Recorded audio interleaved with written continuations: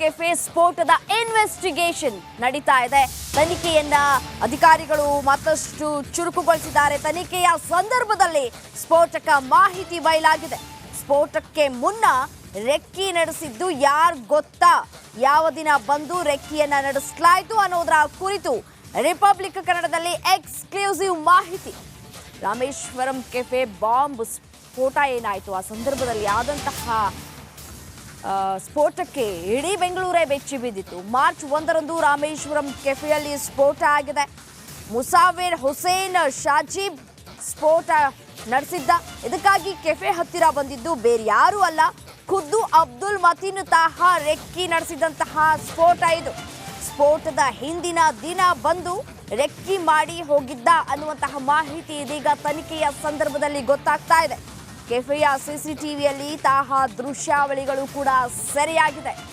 ಆತ ಯಾರು ಏನು ಅನ್ನೋದು ಯಕ್ಷ ಪ್ರಶ್ನೆಯಾಗಿತ್ತು. ಇದೀಗ ಸ್ಫೋಟಕ್ಕೆ ರೆಕ್ಕಿ ನಡೆಸಿದ್ದಾದ್ರೂ ಯಾವ ರೀತಿ ಅನ್ನೋದರ ಕುರಿತು ಇನ್ವೆಸ್ಟಿಗೇಷನ್ ಅನ್ನ ಮಾಡಲಾಗ್ತಾ ಇದೆ.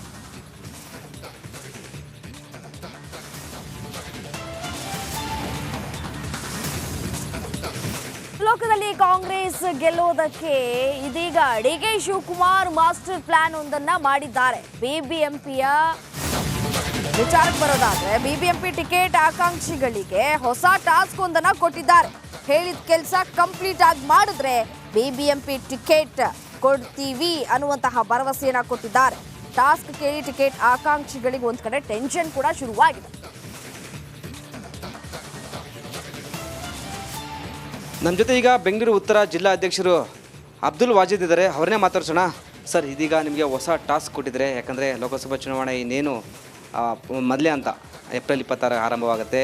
ಇದೀಗ ನಿಮ್ಮ ಕ್ಷೇತ್ರದಲ್ಲಿ ಹೆಚ್ಚಿನ ಓಟು ಮತದಾನ ಯಾರು ಮಾಡಿಸ್ತಾರೆ ಅವರಿಗೆ BBMP ಟಿಕೆಟ್ ಅಂತ ಒಂದು ಕಡೆ DCM ಅವರು ಒಂದು ಹೊಸ ಟಾಸ್ಕ್ ನೀಡಿದ್ದಾರೆ. ಸರ್, ಏನು ಸರ್ ಟಾಸ್ಕು ಮತ್ತು ಯಾವ ರೀತಿ ವರ್ಕ್ ನಡೆದಿದೆ ಸರ್ ಅಂತ? ನೋಡಿ, ಟಾಸ್ಕ್ ಅಂದರೆ ಈಗ BBMP ಚುನಾವಣೆ ಈಗ ಆಲ್ರೆಡಿ 3 ವರ್ಷ ಆಗಿಬಿಟ್ಟಿದೆ. ನಮ್ಮ ವರಿಷ್ಠರು ಕೂಡಲೇ ಇದು ಲೋಕಸಭಾ ಚುನಾವಣೆ ಆದ ಕೂಡಲೇ ನಾವು BBMP ಚುನಾವಣೆ ನಡೆಸಬೇಕಂತ ಒಂದು ತೀರ್ಮಾನಕ್ಕೆ ಬಂದಿದ್ದಾರೆ.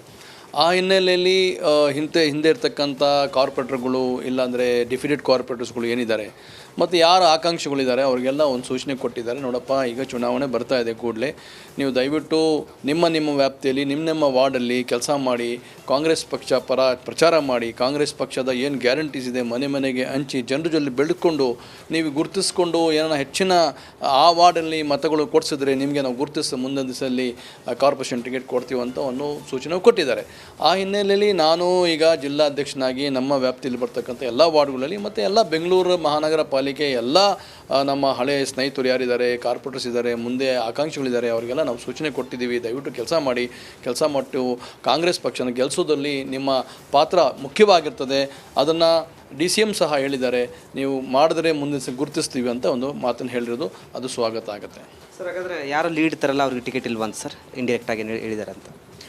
ಆ ಥರ ಏನಿಲ್ಲ. ನೋಡಿ, ಈಗ ನಾಳೆ ಒಂದು ಕ್ಷೇತ್ರದಲ್ಲಿ ಈಗ ಮೊನ್ನೆ ತಿರ್ಗಾ ಡಿಲಿಮಿಟೇಷನ್ ಆಗಿದೆ. 225 ಕ್ಷೇತ್ರವನ್ನು ಮಾಡಿದ್ದಾರೆ. ಹಿಂದೆ ಇದ್ದಿದ್ದು 198.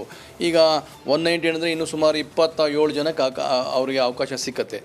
ಅಂದರೆ ಒಂದು ಕ್ಷೇತ್ರದಲ್ಲಿ ಒಬ್ಬರು ರಿಸರ್ವೇಷನ್ ಯಾವ ಥರ ಬರ್ತಕ್ಕೆ ಗೊತ್ತಾಗಲ್ಲ.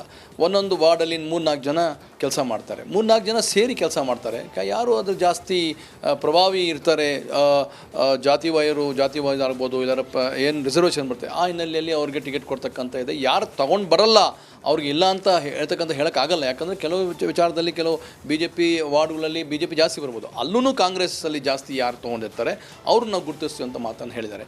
ಇದಿಷ್ಟು ಅಬ್ದುಲ್ ವಾಜಿದ್ ಅವರ ಮಾತಾಯಿತು. ಕ್ಯಾಮ್ರಾ ಪರ್ಸನ್ ಕಿರಣ್ ಜೊತೆ ವೀರೇಶ್, ರಿಪಬ್ಲಿಕ್ ಕನ್ನಡ, ಬೆಂಗಳೂರು.